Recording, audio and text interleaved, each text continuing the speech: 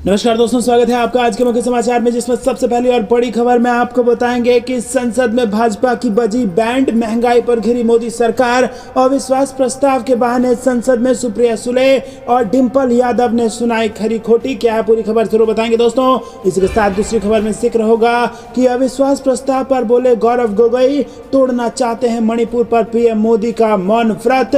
तीसरी खबर में जिक्र होगा कि बीजेपी सरकार ने महिलाओं को किया शर्मसार, मणिपुर के मुख्यमंत्री को दे देना चाहिए इस्तीफा, लोकसभा में सुप्रिया सुले की दहाड़। इसी के साथ चौथी खबर में आपको बताएंगे कि सरकारी बंगला वापस मिलने पर राहुल गांधी का बयान, पूरा हिंदुस्तान है मेरा घर। और पांचवी खबर में जिक्र होगा कि व्हील चेयर पर राज्यसभा पहुंचे पूर्व पीएम मनमोहन सिंह। कांग्रेस बोली सच्चाई और भगोड़ेपन में ये फर्क है। जी हाँ दोस्तों, जहां एक तरफ प्रधानमंत्री मोदी सदन में आकर के जवाब नहीं दे रहे हैं, तो वहीं दूसरी तरफ पूर्व प्रधानमंत्री मनमोहन सिंह व्हील चेयर पर राज्यसभा पहुंचे और इसी पर कांग्रेस बोली कि सच्चाई और भगोड़ेपन में फर्क होता है। तो दोस्तों, अगर आपको भी ऐसा लगता है कि मोदी सरकार को जो मणिपुर और हरियाणा में हुआ है उसकी नैतिक जिम्मेदारी लेते हुए इस्तीफा दे देना चाहिए, तो वीडियो को कीजिए लाइक और चैनल को सब्सक्राइब करके बेल आइकन दबाइए और कमेंट में लिखिए जय हिंद। रुक करते हैं सबसे पहली और बड़ी खबर की तरफ।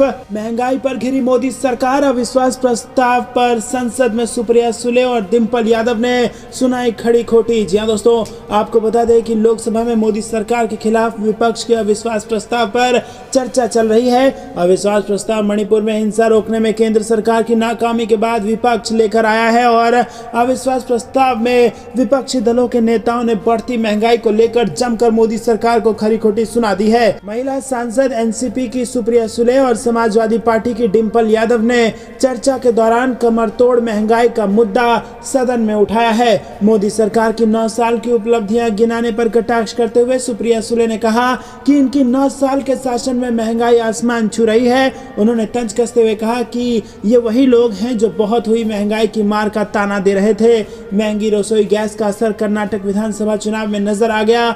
सुप्रिया सुले ने कहा कि केवल टमाटर ही नहीं बल्कि प्याज, आटा, दाल, चावल, तेल, चाय और दूध सभी का भाव आज आसमान छू रहा है। सुप्रिया सुले ने कहा कि यूपीए की सरकार थी तो ये सभी चीजों की थाली 500 रुपए के भीतर में आ जाती थी और अब भाव 1000 के ऊपर पहुंच चुका है। तो दोस्तों, अगर आपको भी ऐसा लगता है कि जिस प्रकार कर्नाटक के विधानसभा चुनाव में कर्नाटक की जनता ने महंगाई के खिलाफ भाजपा से बदला ले लिया, वैसे ही 2024 के लोकसभा चुनाव में भी महंगाई के मुद्दे पर जनता भाजपा को सबक सिखा देगी, तो समर्थन दर्ज कराइए वीडियो लाइक करके और चैनल सब्सक्राइब करके बेल आइकन दबाना मत भूलिएगा। रुक करते हैं ब्रेकिंग न्यूज की तरफ। तोड़ना चाहते हैं मणिपुर पर पीएम मोदी का मौन व्रत, अविश्वास प्रस्ताव पर बोले कांग्रेस सांसद गौरव गोगोई। जी हाँ दोस्तों, मोदी सरकार के खिलाफ संसद में पेश किए गए अविश्वास प्रस्ताव पर चर्चा शुरू हो चुकी है और इसी दौरान विपक्ष की तरफ से चर्चा की शुरुआत गौरव गोगोई की तरफ से की गई, जिसमें उन्होंने बताया कि विपक्ष आखिर क्यों अविश्वास प्रस्ताव लेकर आया है। उन्होंने कहा कि मणिपुर पर चुप्पी तोड़ने में प्रधानमंत्री नरेंद्र मोदी को 80 दिन लग गए, हम उनका मौन व्रत तोड़ना चाहते हैं और इस दौरान विपक्षी सांसदों ने नारेबाजी भी की।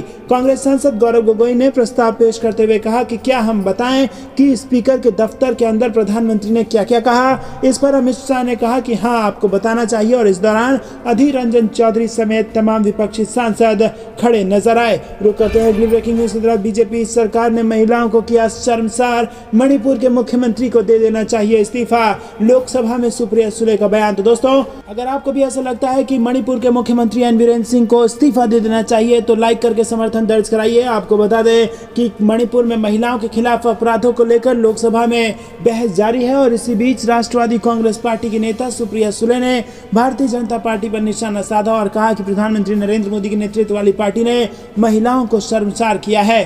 सुले ने मणिपुर के मुख्यमंत्री एन बीरेन सिंह के तत्काल इस्तीफे की भी मांग की है। एनसीपी नेता ने संसद के निचले सदन में अविश्वास प्रस्ताव पर बहस के दौरान कहा कि दंगे, हत्या और दुष्कर्म के 10,000 मामले, क्या हम इतने असंवेदनशील हो गए हैं? इस सरकार के साथ यही समस्या है। तो दोस्तों, असंवेदनशीलता का आरोप लगाया है सुप्रिया सुले ने भारतीय जनता पार्टी पर और इतना ही नहीं, मणिपुर की सरकार से फिर से एक बार डंके की चोट पर मांग लिया है इस्तीफा। दोस्तों, आपको बता दें कि मणिपुर में जो वीडियो वायरल हुआ उसने पूरे देश को आक्रोशित कर दिया। पूरा देश गुस्से में है, लेकिन भाजपा के कई जो मंत्री हैं वो इस पर कुछ नहीं बोल पाए और सबसे बड़ी विफलता इसमें स्मृति ईरानी की इसमें सामने आई और लोगों में भी इस बात का गुस्सा है कि कम से कम महिलाओं के मुद्दे पर क्यों नहीं बोल पाई स्मृति ईरानी। आपको क्या कुछ लगता है कमेंट में जरूर बताइए। क्या स्मृति ईरानी को अमेठी से लगने वाला है बड़ा झटका? कमेंट में अपनी राय बताइए। दोस्तों रुक करते हैं अगली ब्रेकिंग न्यूज की तरफ। सरकारी बंगला वापस मिलने पर राहुल गांधी ने दिया जबरदस्त बयान, कहा पूरा हिंदुस्तान है मेरा घर। जी हाँ दोस्तों, आपको बता दें कि राहुल गांधी ने मोदी सरनेम को लेकर जो टिप्पणी की थी, जिसमें मोदी को चोर तक कह दिया था कथित तौर पर, उसके बाद उनकी सदस्यता कुछ दिनों के लिए चली गई थी और इसमें जल्दबाजी दिखाते हुए इनका घर भी इनसे छीन लिया गया था, जिसके बाद राहुल गांधी ने एक तरीके से पूरे देश को अपना घर बना लिया और वो जगह जगह भारत जोड़ो यात्रा के नाम पर घूमे। और इतना ही नहीं दोस्तों, आपको बता दें कि देश की जनता में जो गुस्सा नजर आया, देश की जनता ने कहा कि हमारा घर भी राहुल गांधी का ही घर है, वो हमारे घर में आके रहें। और भारत जोड़ो के नाम पर पूरे देश में जो मोहब्बत की दुकान खोलने का दावा राहुल गांधी ने किया, वो कहीं ना कहीं कर्नाटक के चुनाव के नतीजों के रूप में सामने आया, जहां पर प्रचंड बहुमत से कांग्रेस पार्टी की सरकार बन गई। और अब जब सदस्यता राहुल गांधी की वापस हो गई है, तो अब वापस से सड़क की आवाज संसद में उठाने के लिए तैयार है राहुल गांधी। राहुल गांधी का जोर शोर से सदन में स्वागत हुआ। अब अविश्वास प्रस्ताव में भी राहुल गांधी अपना बयान देने वाले हैं, लेकिन उससे पहले बता दें कि घर, जो कि एक बेहद भावुक मामला था, जिसमें वो किसानों से कह रहे थे कि मुझसे मेरा घर छीन लिया गया है, उस घर को लेकर फिर से दहाड़े हैं राहुल गांधी। और जो बात राहुल गांधी ने कही है, उसने देश की जनता का दिल फिर से जीत लिया है और राहुल गांधी ने कहा है कि ये पूरा हिंदुस्तान ही मेरा घर है। कांग्रेस सांसद राहुल गांधी को 12 तुगलक लेन वाला सरकारी बंगला फिर से आवंटित कर दिया गया है। सांसदी जाने से पहले ये वहीं रहते थे और मानहानि के मामले में दोषी करार किए जाने के बाद 24 मार्च को राहुल गांधी की सांसदी गई थी। सांसदी वापस लौट आई है, लेकिन राहुल गांधी वही के वही हैं और कह रहे हैं कि मैं गांधी हूं, सावरकर नहीं जो माफी मांगूंगा। माफी मांगने का कोई सवाल ही नहीं उठता। और इसी के साथ राहुल गांधी ने यह भी साबित कर दिया है कि वो किसी से डरने वाले नहीं हैं, चाहे जो कुछ हो जाए। अगर सदन में जगह नहीं मिली तो सड़क पर देश की आवाज वो उठाएंगे, लेकिन देश में महंगाई, बेरोजगारी के सवाल को लगातार उठाते रहेंगे। देश को जिस प्रकार से मोदी के मित्रों द्वारा लूटा गया, उस मुद्दे को वो उठाते रहेंगे और देश की आवाज, देश में मोहब्बत की दुकान खोलते रहेंगे। अगर आप भी राहुल गांधी का पूरी तरीके से समर्थन करते हैं और अभी तक वीडियो लाइक नहीं किया है तो लाइक करके अपना समर्थन जरूर दर्ज कराइए। रुक करते हैं अगली ब्रेकिंग न्यूज की तरफ। व्हील चेयर पर राज्यसभा पहुंचे पूर्व प्रधानमंत्री मनमोहन सिंह। कांग्रेस बोली सच्चाई और भगोड़ेपन में है ये फर्क। यहाँ दोस्तों आपको बता दें कि सोमवार को राज्यसभा में दिल्ली सर्विसेज बिल पेश हुआ और रात 10 बजे इस पर वोटिंग हुई। और आपको बता दें कि वोट करने के लिए कांग्रेस की तरफ से पूर्व प्रधानमंत्री मनमोहन सिंह भी सदन पहुंचे। खराब तबीयत के चलते वो व्हील चेयर पर बैठकर आए थे और कांग्रेस ने इस मौके पर पीएम मोदी पर निशाना साधा। पार्टी ने अपने सोशल मीडिया अकाउंट पर मनमोहन सिंह की तस्वीर के साथ पीएम मोदी की तस्वीर पोस्ट की और उसे कैप्शन दिया, इंटीग्रिटी वर्सेस एस्केप, यानी ईमानदारी वर्सेस भगोड़ापन। जी हाँ दोस्तों, आपको बता दें कि अपना वोट देने के लिए व्हील चेयर तक पर चढ़ के पूर्व प्रधानमंत्री मनमोहन सिंह सदन पहुंचे और वहां पर उन्होंने अपना ड्यूटी निभाई, अपना यहां पर ईमानदारी से कर्तव्य निभाया। लेकिन प्रधानमंत्री मोदी, जिनसे इस देश को उम्मीद है कि मणिपुर पर आकर सदन के अंदर वो अपना बयान देंगे और हरियाणा को लेकर के भी भाजपा जिम्मेदारी लेगी, लेकिन अभी तक ऐसा हो नहीं पाया है। दोस्तों रुक करते हैं अगली ब्रेकिंग न्यूज की तरफ। नरेंद्र मोदी के लिए 2024 में नहीं करूंगा प्रचार, आरएसएस करेगा पीएम पर फैसला। भाजपा नेता सुब्रमण्यम स्वामी का बड़ा बयान। जी हां दोस्तों, बागी तेवर फिर से एक बार अपना लिए हैं सुब्रमण्यम स्वामी ने। बीजेपी नेता सुब्रमण्यम स्वामी ने हरियाणा के नूंह में हुई सांप्रदायिक हिंसा के लिए सरकार की नाकामी को जिम्मेदार बताया है। बता दें कि हरियाणा में भाजपा की सरकार है और मनोहर लाल खट्टर मुख्यमंत्री हैं। स्वामी का कहना है कि यह पूरी तरह प्रशासनिक विफलता का नतीजा है, हिंदुत्व के उभार का नहीं। स्वामी जनसत्ता.com के संपादक विजय कुमार झा से बातचीत कर रहे थे और ये पूछने पर कि क्या अयोध्या में राम मंदिर आंदोलन के बाद हिंदुत्व का जो उभार हुआ उससे हिंदू मुस्लिम सौहार्द कमजोर हुआ है, स्वामी ने कहा कि नहीं हुआ। रुक करते हैं अगली ब्रेकिंग न्यूज की तरफ। हम खुद को विपक्ष नहीं अगली सरकार मानते हैं। इंडिया अलायंस जीतने जा रही है 2024 का लोकसभा चुनाव, आदित्य ठाकरे का बड़ा दावा। जी हां दोस्तों, शिवसेना उद्धव बाला साहब ठाकरे के नेता और महाराष्ट्र के पूर्व मंत्री आदित्य ठाकरे ने कांग्रेस नेता राहुल गांधी की लोकसभा सदस्यता बहाल किए जाने के फैसले का स्वागत किया। उन्होंने कहा कि पूरा देश राहुल गांधी का स्वागत कर रहा है। इससे विपक्षी दलों का गठबंधन इंडिया अलायंस मजबूत होगा। और इस दौरान उन्होंने जोर देकर कहा कि हम खुद को विपक्ष नहीं मानते, हम खुद को अगली सरकार मानते हैं। इंडिया लोकसभा 2024 का चुनाव जीतने जा रही है। वहीं शिवसेना उद्धव बालासाहेब ठाकरे यानी कि यूबीटी के नेता लोकसभा सदस्य अरविंद सावंत ने भी संसद के निचले सदन में राहुल गांधी की वापसी का स्वागत किया। रुक करते हैं ब्रेकिंग न्यूज की तरफ। बीजेपी की विकास यात्रा पर कमलनाथ का तंज, कहा निकालनी चाहिए माफी और हिसाब यात्रा। जी हाँ दोस्तों, आपको बता दें कि मध्य प्रदेश के पूर्व मुख्यमंत्री कमलनाथ ने झाबुआ में आयोजित पत्रकार वार्ता को संबोधित किया और इस दौरान उन्होंने बीजेपी की विकास यात्रा पर तंज कसा। उन्होंने कहा कि प्रदेश बीजेपी और शिवराज सरकार विकास पर मना रही है, तरह तरह की यात्राएं निकाल रही है। मैं तो कहता हूं इन्हें माफी यात्रा निकालनी चाहिए, हिसाब यात्रा निकालनी चाहिए और प्रदेश की जनता को अपने 18 वर्षों का हिसाब देना चाहिए। पीसीसी चीफ कमलनाथ ने कहा कि छिंदवाड़ा में बागेश्वर धाम धीरेन्द्र कृष्ण शास्त्री की रामकथा का आयोजन किया जा रहा है। मैंने देश के विभिन्न जगहों पर धार्मिक आयोजन देखे हैं, लेकिन इतना भव्य आयोजन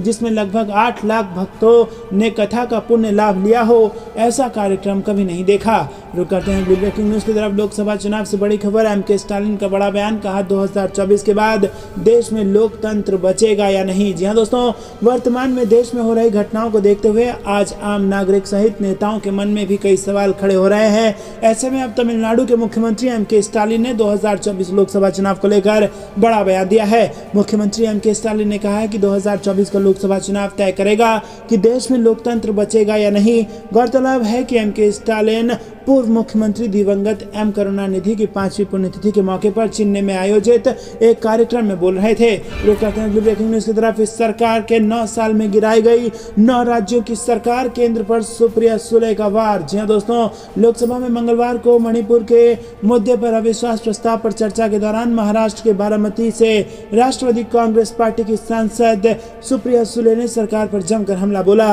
उन्होंने 2014 के लोकसभा चुनाव से पहले बीजेपी के नारे याद दिलाए और मणिपुर में महिलाओं के साथ हुई घटना को लेकर भी केंद्र सरकार को घेरा।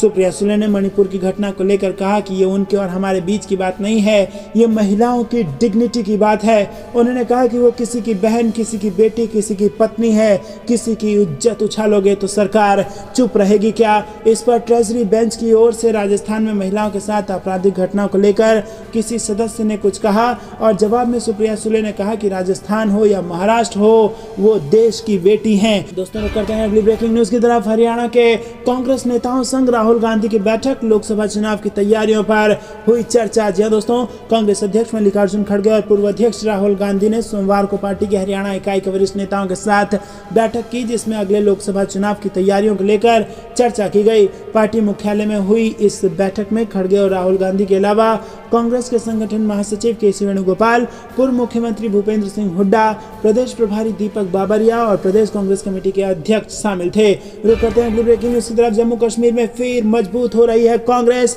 आजाद को झटका देकर 21 नेताओं ने की घर वापसी। जम्मू कश्मीर में कांग्रेस एक बार फिर से मजबूत होती दिख रही है। जो नेता कभी उसका साथ छोड़कर गए थे वो घर वापसी करने लगे हैं और यहाँ घर वापसी इसलिए भी महत्वपूर्ण है क्योंकि गुलाम नबी आजाद के कांग्रेस छोड़ने के बाद से यहाँ पार्टी के कई नेता उनके साथ चले गए थे, जिससे कांग्रेस कमजोर हो गई थी। लेकिन अब आजादी के साथ गए नेता उनका साथ छोड़कर कांग्रेस के पास वापस आने लगे हैं। जम्मू कश्मीर के 20 से अधिक नेता सोमवार को कांग्रेस में शामिल हो गए, जिनमें से अधिकतर का संबंध गुलाम नबी आजाद के नेतृत्व वाली डेमोक्रेटिक प्रोग्रेसिव आजाद पार्टी से है। ये नेता कांग्रेस अध्यक्ष मल्लिकार्जुन खड़गे के आवास 10 राजाजी मार्ग पर पार्टी में शामिल हुए और इस मौके पर खड़गे कांग्रेस के संगठन महासचिव केसी वेणुगोपाल, प्रदेश कांग्रेस कमेटी के अध्यक्ष वकार रसूल वानी तथा पार्टी की जम्मू कश्मीर इकाई की प्रभारी रजनी पटेल मौजूद थी। रुक करते हैं अगली ब्रेकिंग न्यूज की तरफ। सांसदीय बहाली के बाद राजस्थान में यहां ताकत दिखाएंगे राहुल गांधी, गहलोत पायलट का रहेगा साथ। जी हां दोस्तों, राजस्थान और मध्य प्रदेश में इस वर्ष के अंत में विधानसभा चुनाव होने हैं। भारतीय जनता पार्टी और कांग्रेस ने चुनाव के लिए कमर कस ली है। कांग्रेस चुनाव का बिगुल जिले के मानगढ़ धाम से पूर्व राष्ट्रीय अध्यक्ष राहुल गांधी के नेतृत्व में फूकेगी और राहुल गांधी पार्टी अध्यक्ष मल्लिकार्जुन खड़गे, मुख्यमंत्री अशोक गहलोत सहित कांग्रेस के कई बड़े नेता बुधवार को मानगढ़ धाम पर आएंगे। यहाँ होने वाली सभा को लेकर पार्टी नेता व कार्यकर्ता तैयारी में जुटे हैं।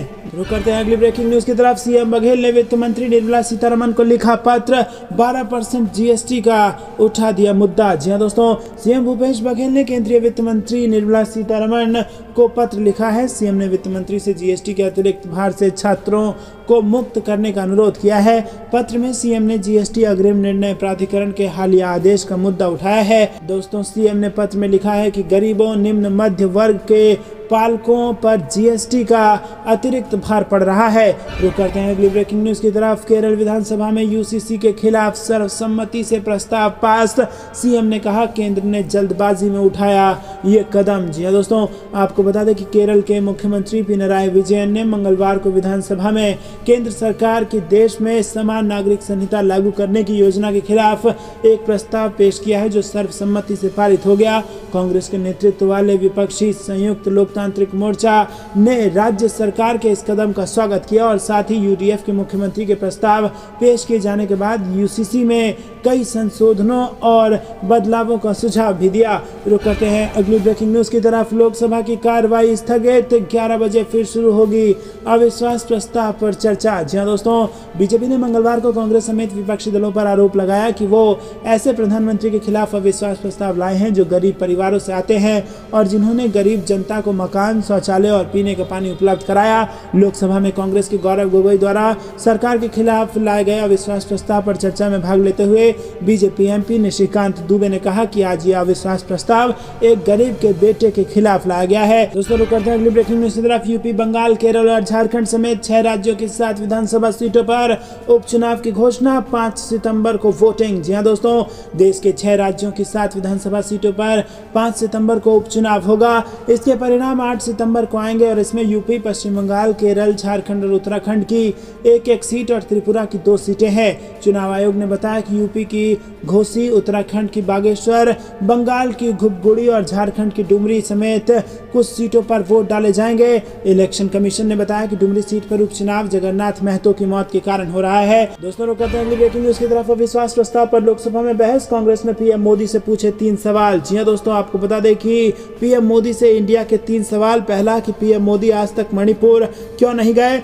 दूसरा ये कि पीएम मोदी को मणिपुर पर बोलने में लगभग 80 दिन क्यों लग गए। और तीसरा सवाल ये कि पीएम मोदी ने आज तक मणिपुर के सीएम को बर्खास्त क्यों नहीं किया। तो दोस्तों, इन 3 सवालों के जरिए प्रधानमंत्री को घेरने का प्रयास किया है इंडिया अलायंस ने। रुक करते हैं अगली ब्रेकिंग न्यूज की तरफ। विपक्षी दलों ने पीयूष गोयल के खिलाफ विशेषाधिकार हनन का नोटिस दिया। कांग्रेस बोली माफी मांगे बीजेपी नेता। जी हां दोस्तों, आपको बता दें कि विपक्षी गठबंधन Indian national development and inclusive alliance के घटक दलों ने राज्यसभा में सदन के नेता एवं केंद्रीय मंत्री पीयूष गोयल की एक टिप्पणी पर उनसे माफी की मांग करते हुए मंगलवार को विशेषाधिकार हनन का नोटिस दिया।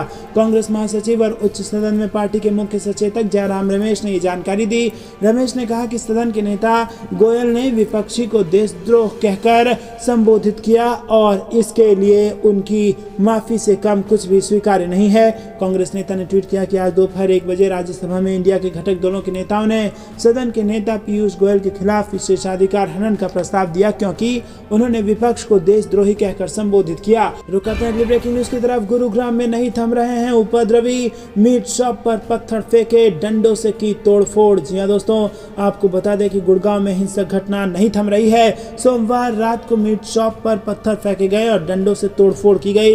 ये वारदात राजीव नगर कॉलोनी में सोमवार रात को हुई। बताया गया कि मीट शॉप के अंदर 2 भाई मौजूद थे, तभी बाहर से पत्थर फेंके जाने लगे। दोनों ने साइड में छुपकर खुद को बचाया और बाहर देखा तो 10-15 युवक पत्थर उठाकर फेंक रहे थे। उनके हाथों में डंडा भी था और फिर भीड़ इकट्ठा हो गई तो आरोपी भाग गए। सेक्टर 5 थाना में देर रात एफआईआर दर्ज हुई। पुलिस आसपास के एरिया में सीसीटीवी फुटेज चेक कर आरोपियों की पहचान के प्रयास कर रही है। दोस्तों, हरियाणा के पूर्व मुख्यमंत्री और विधानसभा में विपक्ष नेता भूपेंद्र सिंह हुड्डा भी इस प्रतिनिधि मंडल में शामिल होंगे। दोस्तों, रुक करते हैं अगली ब्रेकिंग न्यूज की तरफ। वसुंधरा को सीएम फेस नहीं बनाया तो खड़ा करेंगे तीसरा मोर्चा, बीजेपी के दिग्गज नेता ने दिया अल्टीमेटम। जी हां दोस्तों, राजस्थान में बीजेपी विधानसभा चुनाव के लिए तैयार है। विधानसभा चुनाव में महज कुछ ही समय बचा है और इससे पहले राजनेता अपने अपने वोटरों को साधने में जुट गए हैं। इस बीच बीकानेर के कोलायत से आने वाली बीजेपी के पूर्व मंत्री देवी सिंह भाटी ने बीजेपी के सीएम चेहरे पर बड़ा बयान दे दिया है। देवी सिंह ने कहा है कि बीजेपी में वसुंधरा राजे को सीएम का चेहरा घोषित नहीं किया जाता तो आने वाले दिनों में मैं तीसरा मोर्चा खड़ा कर दूंगा। ये तीसरा मोर्चा राजस्थान की अलग विधानसभाओं में अपना दमखम दिखाएगी। तो दोस्तों, भाजपा का वोट बैंक बढ़ सकता है और भाजपा के अपने ही नेता भाजपा की मुसीबत राजस्थान के चुनाव में बढ़ा सकते हैं। देवी सिंह भाटी इन दिनों मारवाड़ समेत राजस्थान के अलग अलग हिस्सों में जाकर वसुंधरा समर्थकों से मुलाकात कर रहे हैं और उनकी मंशा जानने की कोशिश कर रहे हैं। और इसी कड़ी में जब भाटी बाड़मेर दौरे पर पहुंचे तो उन्होंने बीजेपी को खड़ी खड़ी सुनाया। दोस्तों, रुक करते हैं अगली ब्रेकिंग न्यूज की तरफ। चावल दाल के बाद आटे की महंगाई करेगी परेशान, 6 महीने के उच्च स्तर पर गेहूं का दाम। जी हां दोस्तों, गेहूं की कीमतों में उछाल थमने का नाम नहीं ले रही है। देश में गेहूं के दाम 6 महीने में सबसे उच्च स्तर पर पहुंचा है। आने वाले त्योहारों के सीजन और मांग में तेजी के चलते गेहूं की कीमतों में तेजी आ गई है। गेहूं के दाम में इस तेज उछाल के बाद उम्मीद की जा रही है कि सरकार गेहूं के इंपोर्ट पर ड्यूटी को खत्म कर सकती है, जिससे आने वाले दिनों में कई राज्यों में होने वाले विधानसभा और 2024 के लोकसभा चुनाव से पहले गेहूं की कीमतों पर लगाम लगाई जा सके। गेहूं की कीमतों में उछाल जारी रही तो इसके चलते आटा से लेकर गेहूं के बनने वाली कई दूसरी चीजें महंगी हो सकती हैं। बिस्कुट से लेकर ब्रेड समेत कई चीजों के दाम बढ़ सकते हैं। वैसे ही जून महीने में खाद्य महंगाई दर 2.96% से बढ़कर 4.49% पर जा चुकी है और गेहूं की कीमतों में तेजी जारी रही तो खाद्य महंगाई में और भी उछाल देखने को मिल सकता है।